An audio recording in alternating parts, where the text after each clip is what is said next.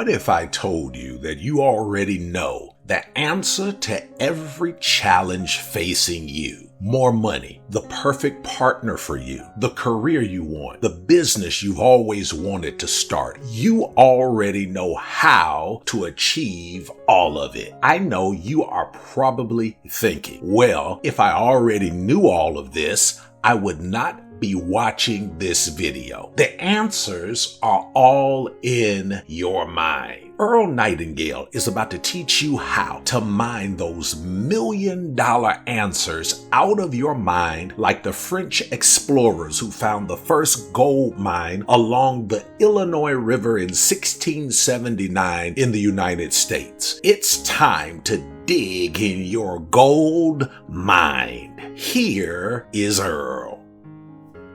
I want to tell you about a plan you can follow which takes only 1 hour a day, 5 days a week, and which brings results out of all proportion to the time spent. We talked about the vital necessity of a goal to give you a clearer picture of the potential represented by the proper use of your mind. For a moment, consider the things your mind has brought you. Everything you have, your job, the money you earn, everything you own has come to you as a result of using your mind. The way most people use their minds can be compared to the time back in the early 19th century when just the eastern coast of the North American continent was settled, just a strip along the coast. To the west, there stretched the raw, undeveloped great bulk of what was later to become the incredibly rich 90% of the economy and standard of living we enjoy today. This message will show you how to use infinitely more of your mental powers. None of us, as a rule, has the slightest notion of the capabilities of his mind. But believe me when I say that your mind represents what can be compared to an undiscovered gold mine, and it makes no difference if you're 17 or 70. Look at it this way. Your goal is in the future. Your problem is to bridge the gap which exists between where you are now and the goal you intend to reach. This is the problem to solve. So now remember this. It was written by Robert Seashore, chairman of the Department of Psychology of Northwestern University. He said, "Successful people are not people without problems. They are simply people who have learned to solve their problems." And there you have it. Living successfully, getting the things we want from life is a matter of solving the problems which stand between where we now are and the point we wish to reach. No one is without problems. They're a part of living. But let me show you how much time we waste in worrying about the wrong problems. Here's a reliable estimate of the things people worry about. Things that never happen, 40%. Things over and past that can't be changed by all the worry in the world, 30%. Needless worries about our health, 12%. Petty miscellaneous worries, 10%. And real, legitimate worries, 8%. In short, 92% of the things the average person worries about take up valuable time and unnecessary worry. And of the real, legitimate worries, there are two kinds. There are the problems we can solve, and there are the problems beyond our ability to personally solve. But about 95% of our real problems can usually be said to fall into the first group, the ones we can solve if we'll learn how. There must be millions of people today who feel they're being barred from the life they want because they look upon problems not as challenges to be solved, but as bottomless chasms beyond their ability to bridge. A little research proves that successful people have the same kind of problems. So the whole thing boils down to a matter not of problems, which are common to us all, but of our ability to solve them. Now, I'm going to assume you've decided upon your goal. Your problem is, how do I achieve it? Your goal may be a promotion, a greater income, a beautiful home. It makes little difference what your goal happens to be. For a youngster, it could be better grades in school. For a secretary, a trip around the world. But you have your goal, and you know that you will become what you think about. That is, if you stay with it, you will reach your goal. But how? It's right here that your mind comes into play. Now, what is your mind? I think the best way to describe it is to quote something written by the great Pulitzer Prize-winning playwright Archibald MacLeish. He wrote, "The only thing about a man that is a man is his mind. Everything else you can find in a pig or a horse." This is absolutely true. The human mind is the one thing that separates us from the rest of the creatures on earth. Everything that means anything to us comes to us through our minds. Our love of our families, our religion, all of our knowledge, talents, abilities, everything is reflected through our minds. Anything that comes to us in the future will come to us as a result of the extent to which we use our minds. And yet, and I know you'll agree with me here, it is the last place on earth to which the average human being will turn for help. Our work has hidden within it untold opportunities. The same is true of our minds, but only if we will use them. In order to reflect just a moment on the human mind, consider what it has accomplished. As you do, realize that we are developing so rapidly that we have come farther in the realm of progress in the past 50 years than in all the preceding centuries of human civilization. We have reached in the area of ideas and human advancement a plateau so high it was undreamed of by even the most optimistic forecasters as recently as 10 years ago. But every new idea triggers additional ideas, so that now we're in an era of compounding advancement on every front and in every area that almost staggers the imagination. From the rockets which probe the deep outer reaches of the universe to the great bridges which span our rivers, everything man-made you see and touch spawned from the most powerful agency in the world, the human mind. And you own one. Let me remind you of something. The 40-hour week has become fairly standard and is in imminent likelihood of being even further shortened. This means that the average working person has at his disposal a really enormous amount of free time. In fact, if you will total the hours he works and sleeps, counting weekends and holidays and vacations, and subtract them from the total waking hours of a year, you'll be amazed to find that of the 5,840 waking hours, if he sleeps 8 hours every night, he spends only 1,912 on the job. This leaves him with 3,928, almost 4,000 hours a year when he is neither working nor sleeping. These could be called discretionary hours, with which he can do as he pleases. Now, so that you can see the amazing results in your own life, I want to recommend that you take just 1 hour a day, 5 days a week, and devote this hour to exercising your mind. And remember what Archibald MacLeish said about it. It's your most valuable possession. It deserves some attention. Pick 1 hour a day upon which you can count. The best time is an hour before the family's up in the morning, at least it is for me. The mind is clear, the house is quiet, and if you like, with a fresh cup of coffee, this is the time to start the mind going. And here's how you do it. During this hour every day, take a completely blank sheet of paper. At the top of the page, write your goal, clearly, simply. Then, since our future depends upon the way in which we handle our work, write down 20 ideas for improving that which you now do for a living.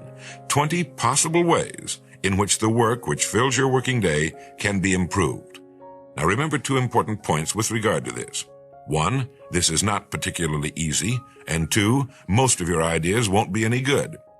Now when I say it's not easy, I mean it's like starting any new habit. At first, you'll find your mind a little reluctant to be hauled up and out of the old familiar rut. But as you think about your work and ways in which it might be improved, write down every idea that pops into your mind, no matter how absurd it might seem. Now I'll tell you what'll happen. Some of your ideas will be good and worth testing on the job. The most important thing this extra hour accomplishes, however, is that it deeply embeds your goal into your subconscious mind, starts the whole vital machinery working the first thing every morning. And 20 ideas a day total 100 a week, even if you don't think on weekends. In doing this, you'll find that your mind will continue to work all day long. You'll find that at odd moments when you least expect it, really great ideas will begin to pop into your mind. When they do, write them down as soon as you can. Remember, just one great idea can completely revolutionize your work. If you wanted to develop the muscles of your body, you'd take daily exercise of some sort. The mind is developed in the same way, except that the returns, as I said in the beginning, are out of all conceivable proportion to the time and energy spent. The mind of man can lift anything. His muscles, even the best developed, are puny alongside those of some of the dumbest animals on earth. If man had depended on his muscles for survival, he probably would have disappeared, as did the dinosaurs, which incidentally were the most physically powerful creatures that ever lived. I've used this system for years, and it has given me some of the most gratifying and rewarding experiences of my life, and it costs only 5 hours a week. 5 out of 168. Is it worth it? It's like spending 5 hours a week digging in a solid vein of pure gold, because your mind is all of that and so much more. Each time you write your goal at the top of the sheet of paper, don't worry or become concerned about it. Think of it as only waiting to be reached, a problem only waiting to be solved. Face it with faith and bend all the great powers of your mind toward solving it. And believe me, solve it, you will. This puts each of us in the driver's seat. We're no longer passengers aboard a train guided by some vague and nameless fate or circumstance, but rather we're engineers on a predetermined trip of our own choosing to the destination of our own selection. Now, let's briefly recap. 1. For the next month, spend 1 hour a day getting as many ideas as you can. Try at least 20 a day on ways to improve what you now do for a living, realizing that the achievement of your goal depends upon it, as does your whole future. If you do, I think you'll want to continue the practice. 2. If everything you now have is the result of using, say, 10% of your mental ability, you can imagine what life will be like if you can increase this figure to 15 or 20% or more. 3. Successful people are not people without problems. They are simply people who have learned to solve their problems. 4. Don't waste time and energy worrying about needless things. 40% of them will never happen. 30% have already happened and can't be changed. 12% are needless worries about our health. 10% are petty miscellaneous worries, and only 8% of them are real. Try to separate the real from the unnecessary and solve those which are within your ability to solve. 5. The human race has advanced farther during the past 50 years than in all the preceding centuries of human civilization. We're now living right in the middle of the golden age man has been dreaming of and praying for centuries, and it's going to get better.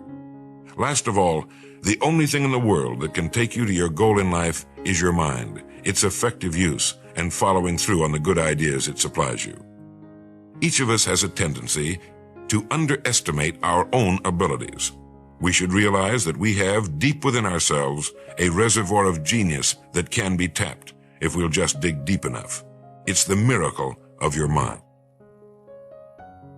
What did we learn? Plan to spend 1 hour a day, 5 days a week, focusing on your goals and developing your mind. Your mind is like an undiscovered gold mine. Use it to bridge the gap between where you are now and your goals. Successful people are those who have learned to solve their problems, and everyone faces problems in life. Of the things people worry about, only 8% are real, legitimate worries, and most can be solved with the right approach. The human mind is the most powerful agency in the world, responsible for all our achievements and progress. Within a 40-hour work week, you have around 4,000 discretionary hours per year to develop your mind. Spend 1 focused hour a day on personal development. Start with writing down your goal. Generate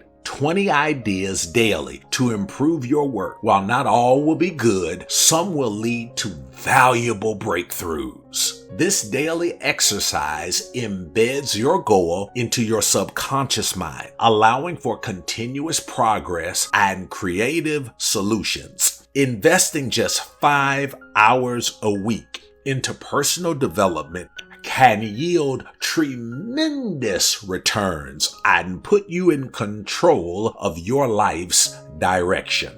Action steps. Number 1, set aside 1 focused hour daily. Choose a consistent time each day, ideally when your mind is clear and distractions are minimal, to dedicate to personal development and goal setting. Number 2, write down your goal. Begin each session by clearly and simply writing down your goal at the top of a blank sheet of paper, reinforcing your commitment and focus. Number 3, generate ideas to improve your work. During your dedicated hour, brainstorm and list 20 ideas to enhance your current work, considering even the most unconventional thoughts. Number 4, implement and track progress. Choose the most promising ideas from your brainstorming sessions and incorporate them into your work. Monitor the results and adjust your strategies as needed. And number 5, cultivate a problem-solving mindset. Approach challenges with confidence and faith in your ability to find solutions. Develop a habit of leveraging your mind to tackle obstacles and stay committed to achieving your goals. Now, start digging out those multi-million-dollar ideas from your gold mind. Thanks for listening and watching. Share this video with someone you care about. Help us inspire 1 million people to get past their give-up point and win with these lessons of inspiration and enlightenment. Click the like and subscribe buttons. Also click the bell icon so you are notified of new content. Consider becoming a Patreon. Your $5 per month helps us hire more staff so we can reach more people around the world. Patrons get access to exclusive coaching videos, e-materials, and one-on-one coaching opportunities to help you realize your dreams as fast as possible. Click the link below and join our winning team. If you need resources such as books, programs, and etc. to assist you in your journey, check out the links below. I'm sure there is something that will help you. Now, here are a few more videos that will definitely inspire you to win.